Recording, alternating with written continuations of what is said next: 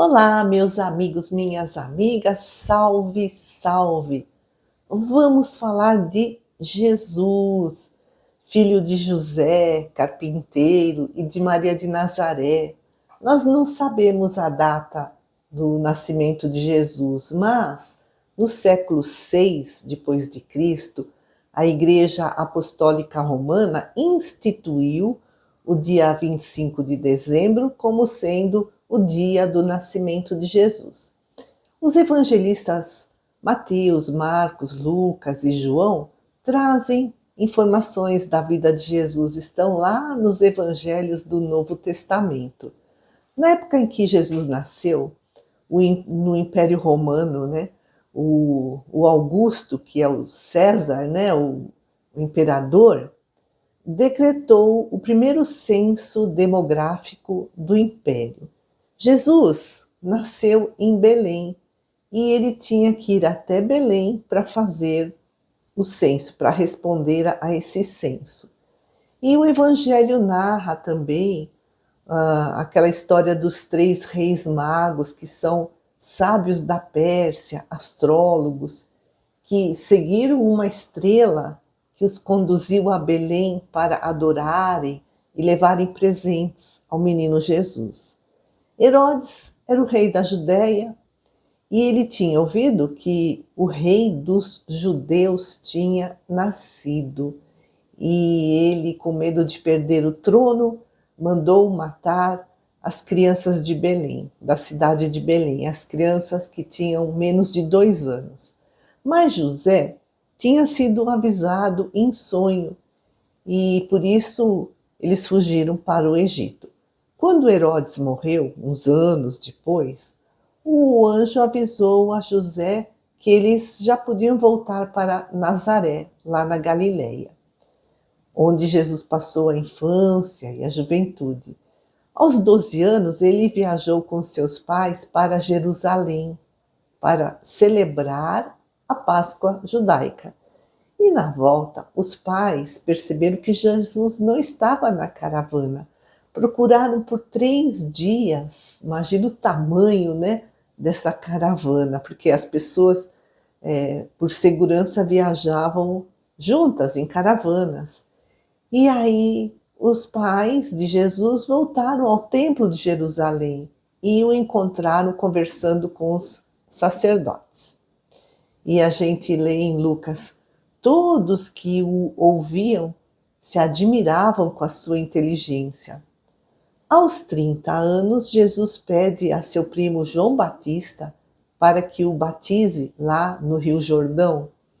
E a partir de então, Jesus começou a fazer as pregações e as curas, acompanhado dos seus 12 discípulos.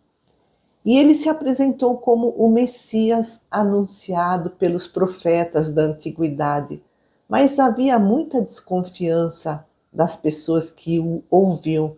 No início das suas pregações, nem os seus discípulos o entendiam. Jesus exerceu sua sublime missão entre incompreensão, desprezo, sarcasmo.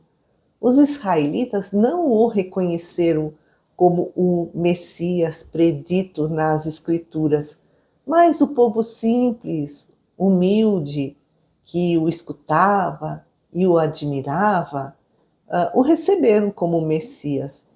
E Jesus prosseguiu com extrema simplicidade, com uma humildade completa, cercou-se de pessoas incultas, sem instrução, de amigos rudes, amigos iletrados, de uma das regiões mais pobres do Império Romano. E após 3 anos, Jesus tinha 33 anos, ele celebrava a ceia da Páscoa com os seus discípulos e disse-lhes que um dos seus discípulos, o trairia.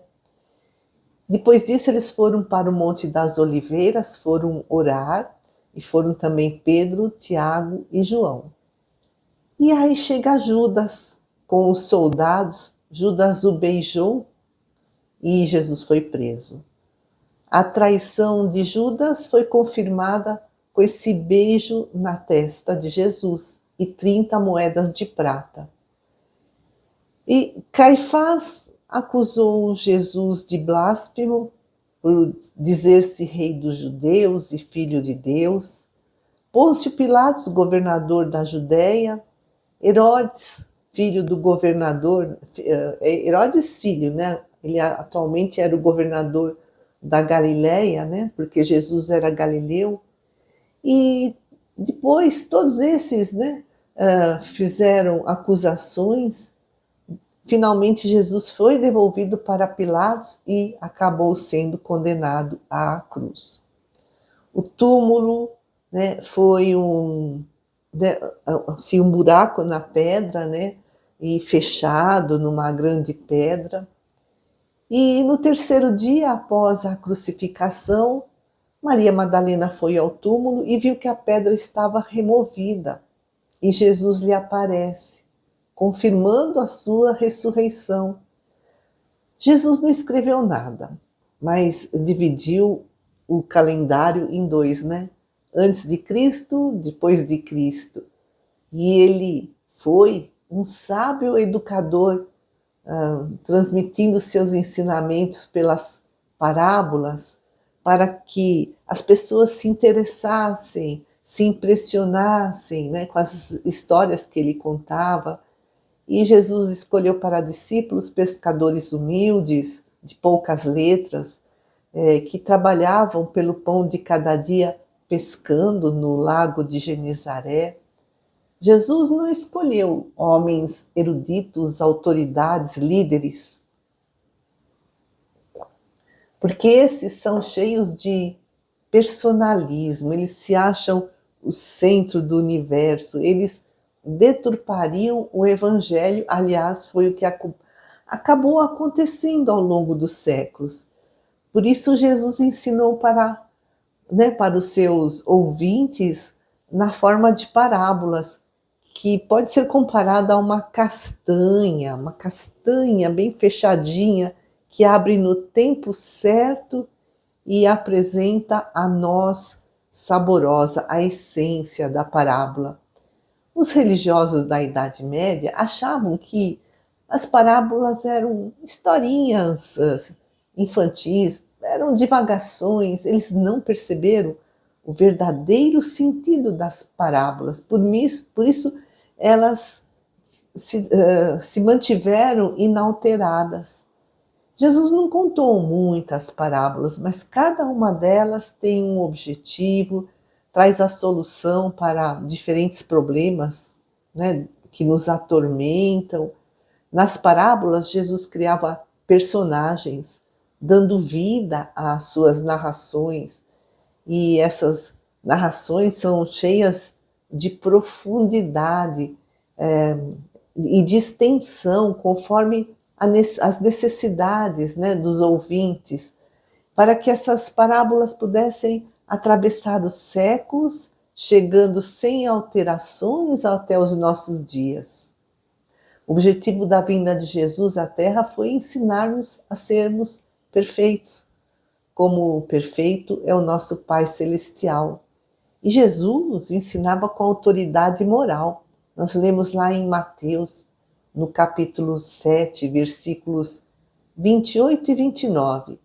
E, tendo Jesus acabado este discurso, estava o povo admirado de sua doutrina, porque ele ensinava como quem tinha autoridade e não como os escribas e fariseus. Jesus impressionava os seus ouvintes, enquanto que o discurso dos escribas e dos fariseus era somente para lembrar o povo das suas obrigações religiosas, das suas contribuições, né, financeiras ao templo. Eles falavam com detalhes de cultos exteriores, mas não ensinavam com profundidade, não sensibilizavam corações. Eles, né, os sacerdotes judeus, não falavam de retidão de caráter, de brandura, de caridade, de misericórdia, de perdão, de tolerância, de desapego aos bens terrenos. Além do mais, A multidão sentia uma vibração elevadíssima de Jesus. Ele era pleno de autoridade moral. Jesus, a maior presença, o mais alto marco, a mais elevada expressão de toda a história da humanidade, de todas as épocas, por toda a eternidade. À primeira vista, parece que Jesus foi derrotado, né? Então, as autoridades romanas cederam às imposições dos sacerdotes judeus e prenderam e condenaram Jesus. Jesus sofreu afrontas, insultos, flagelações. Os seus discípulos o abandonaram. Publicamente ele foi açoitado e depois crucificado. E Jesus afirmou: eu venci o mundo. Que vitória é essa? Como devemos entendê-la? Os sacerdotes judeus eram ferozes inimigos de Jesus. E eles também não entenderam Jesus. Eles viviam um materialismo religioso. Eram só os cultos exteriores. O povo ignorava a missão do mestre nazareno. Jesus estava no meio de uma geração de pessoas ainda ignorantes, adúlteras, né?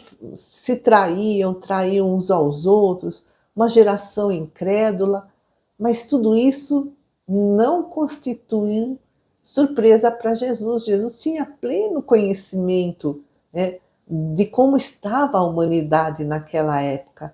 E Jesus veio para nos ensinar pela palavra e pelo exemplo a força da verdade e o poder do amor.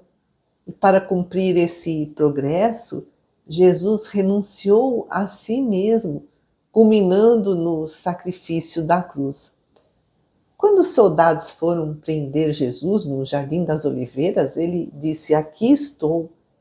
Os soldados ficaram paralisados, boquiabertos. Então, Jesus não foi capturado, ele entregou-se voluntariamente à prisão. Jesus manejava os elementos da natureza, acalmava tempestades, transformava água em vinho. Ele conhecia profundamente o coração dos homens, mas ele se fez pequeno, sendo grande. Se fez incipiente, mostrando-se sem conhecimento, né? Aquela erudição, não é conhecimento. Ele não se mostrou um erudito, mas ele é um sábio. Ele se mostrou fraco, sendo forte, vencido, sendo vencedor. Jesus venceu com a verdade e triunfou pelo amor. Amigos queridos, que a paz de Jesus nos abençoe e se espalhe pelo mundo todo. Até a próxima.